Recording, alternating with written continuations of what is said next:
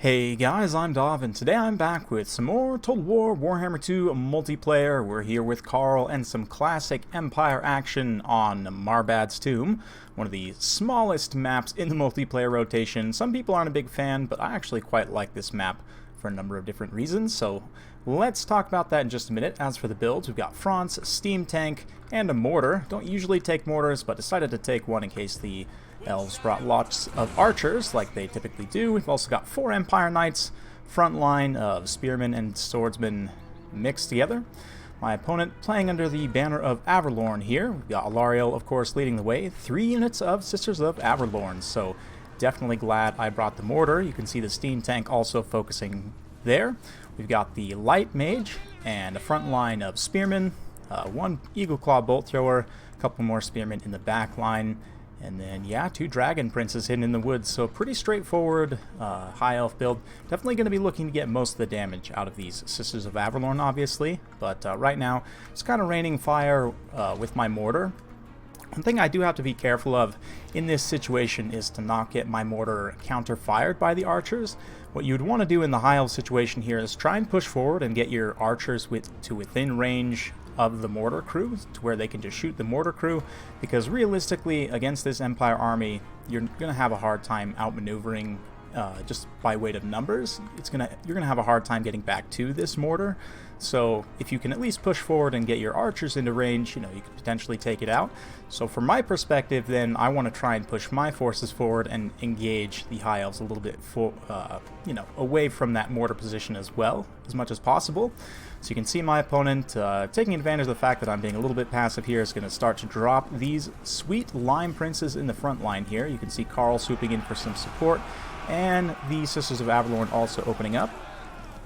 And yeah, I'm going to be a little bit late with Carl. They do get a great charge in here. These swordsmen have taken a ton of damage already. My Empire Knights also a little bit late. They're sort of here to just block up as well. Even though they would definitely lose against Dragon Princes, we can at least hold them down for the time being. Unfortunately, they did get away.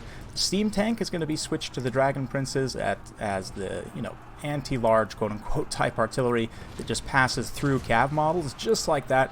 It does a pretty good amount of damage. That being said, because it's only a single artillery piece, you do need to give it some time to work, which is again why I'm pushing forward and trying to engage as much as possible away. Meanwhile, the Knights pushing up in the back line here, as well as over on the other side. We're going to try and get in on the archer's position here, but because of some of the terrain pieces and very good play from these spearmen, I'm not really able to get through that well. Over on this side, the Dragon Princes are stopping things up quite well. We've got another push coming over on this side, but the Light Mage is going to put a stop to that with a very well-timed net here. And you can see the Sisters of Averlorn also pulling back just slightly. So here comes that overcast net of Amantok. Haven't seen that in quite a while, but it is going to hold those cav in place, and then the Sisters immediately just turning to fire there. Very nice play, just holding this little defensive position. You can see I'm definitely losing out just by resources here. I am going to dive in with Carl because I see potentially an opportunity to get some good damage on Alariel. If I can rout her off without her getting a lot of her healing done, then obviously that's a lot of value. So we do drop all the buffs, come in with everything, blazing, do a ton of damage, but unfortunately it's not quite enough. And again, all these Sisters of Averlorn are immediately turning to fire, and while the mortar and other units can do some DPS here, it's not going to be nearly as much DPS as these Sisters. So they'll continue firing in here. I'm going to throw a regrowth on Franz and pull him back out of this situation. And eventually we're just going to kind of beat a general retreat, as I'm just sort of holding these guys at bay to give my 2 artillery pieces time to work. And you can see they're both down to about half ammo so far. So we're doing good on that front. You can see a very nice Star of Averlorn here. It's going to hit Alariel herself and the Sisters of Averlorn. The Sisters of Averlorn especially. This unit doesn't have too many models left, but these other Dragon Princes, as they kind of cycle in and out, can get some healing as well. Yeah, pretty decent. Looks like one of that unit was actually Silver Helms instead of Dragon Princes. Interesting. Anyway, Empire Knights still trying to get in the back line here. That group that had been netted and shot up earlier is finally going to connect and run down a few of these Sisters that are out on the far ground here. So doing a great job just keeping things bogged up, not letting the Elves get set and get the fire in on the important targets. I'm starting to run out of steam a little bit here, though, so you can see I'm like, okay, we still got a bit of artillery ammo left. Let's try and pull back as many units as I can. All my infantry units kind of pulling back to form a line again. I'm going to try and just reform some of my cavalry and just generally collect things back together before we start losing too many units. Unfortunately, my life mage does get cut out a little bit here by those sisters, just absolutely gadding him down. The DPS is very, very real. You can see, despite the fact we've been raining mortar fire all game, they still, we've got 3 units to get through here, and one of them has taken considerable damage. The other 2, not so much. Less than 10 models down on both of them, so there's still quite a bit of stopping power at range there. But we'll see. At this point, I do have a few rallying Empire Knights over on the far side here. Again, just going to kind of collect everything together. This group of Empire Knights, a couple groups of Empire Knights with the banner sort of floating off in weird space over there. But yeah, you can see the Elves now realizing what's going to happen, pushing forward here. I've got to be a little bit careful with Karl. I've been really aggressive with him. He's pretty close to his healing cap at this point, so it's going to be tough, but we'll see. The steam tank is going to be a literal tank at this point and try and soak up some of the damage. There's not too much left on the Sisters of Avalorn here, but if we can get them to waste any ammo on my remaining infantry, that will be really, really excellent here, but we'll see. Empire Knights just kind of reforming, and yeah, things are looking pretty decent. Sisters of Avalorn, just like this, reusing their ammo up on these swordsmen is exactly what I want. As long as it's pretty much not hitting Karl or the few remaining Empire Knights that I have, I'm fine with that. Jade Wizard could come back from route, so we will be able to throw some healing on the steam tank. My opponent chooses to focus that, which definitely is a good target. And granted, we've already used up quite a bit of the ammo, but we'll see. Over here, this mortar is just kind of dropping some shots. And honestly, yeah. It started out with 2 XP chevrons and up to a third so far. Only 18 models actually killed, but it's done a ton of HP damage to these very high value targets. I'm not sure exactly how the explosion damage works with the kill total as well. It seems like it probably should be a little bit more, but I don't know, maybe it's about right. You can see the steam tank is tanking the damage quite nicely here, and yeah. Net of Amantok just in case to make sure it doesn't move. With that being dropped, though, I know that the magic is mostly going to be gone here. I mean, Alariel using the Arcane Conduit along with the mage's items both to try and get some extra wins of magic. Still, that net is quite a big drain, so I'm going to start pushing forward here. We're going to throw a regrowth on that tank to make sure it doesn't go down. And just start to try and press the final phase here. You can see the balance power slightly against me here, but I'm pretty confident that I can take what's left here. The mortar's just about out of ammunition, so it's time to get the final melee engagement underway. So a nice multi-phase battle here. Honestly, one of the most fun battles I've had in quite a while. So yeah, well played to my opponent here. It's gonna be a tight finish. We'll see if I can bring this back. High Elf Spearmen holding the line. These Empire Knights do find a gap to get through over here. They're going to try and get through into this back line. You can see the Dragon Princess had gone into the front to support the infantry fight. Now going to be moving back to try and block up some of this cav, but there's just not quite enough of them. The Empire Knights finally bust through and get a decent charge in here. Alariel drops down. France just follows up right there. And with her being slightly outside of the area of effect here, she's going to take a lot of damage and not be able to heal that back. And so hopefully with Alariel being gone, we can finish this out. There are still plenty of sisters here, and they have good enough melee defense that they can kind of hang around without taking too much damage.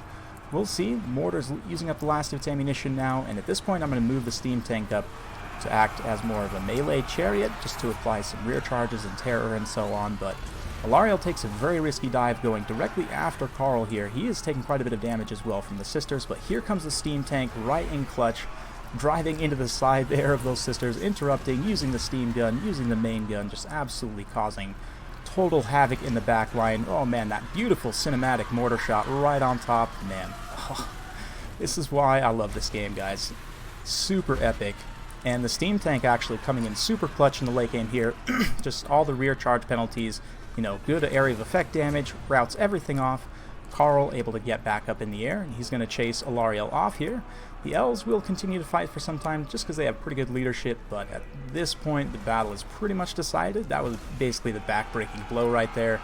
And yeah, Empire Knights just going to charge around, get this artillery crew going for a ride. And yeah, the steam tank Gonna ride through. We're just gonna fast forward a little bit through this late game as Carl chases Alariel off the field, and the steam tank again just kind of runs around and does its thing, rear charging various high elf pockets, using the steam gun and the main gun and everything.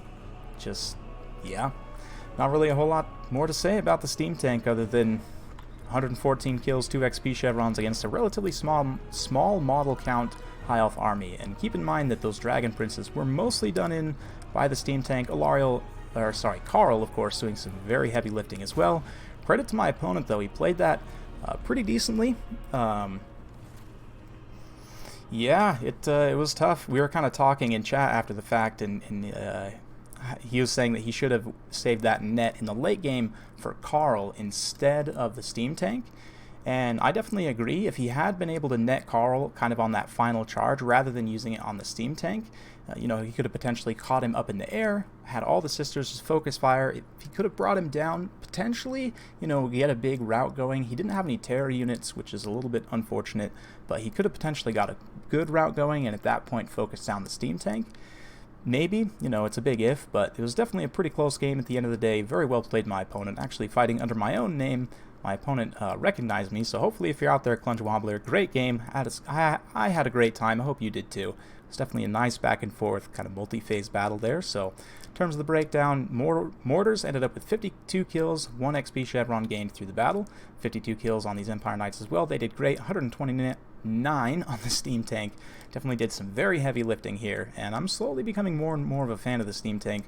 You know, I've famously listed it on my top 5 worst monsters video back in the day, but honestly, especially in this matchup and a couple of others, the steam tank is a really, really nice tool to have.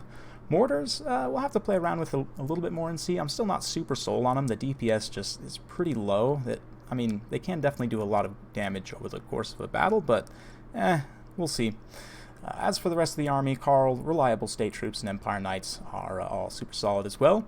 For my opponent, I mean, he definitely had the tools to win there. This Triple Sisters of Avalorn build is pretty good against the Empire, as long as you can protect your sisters pretty well, and he definitely had the tools to do so. I like having the Nets and Alariel combo, even though, you know, it might seem a bit clunky to take 2 casters. Honestly, having the double recharge gives you more Winds of Magic, and then, of course, you get just 1 spell with each, basically, just Earthblood and Nets, basically, with the 2. So yeah, good stuff. Well played to my opponent. Hope you guys enjoyed watching. If you do like this sort of content, be sure to like, subscribe, hit that bell notification so every time I upload a new video, you'll be notified. Thanks again for watching, and we'll see you next time.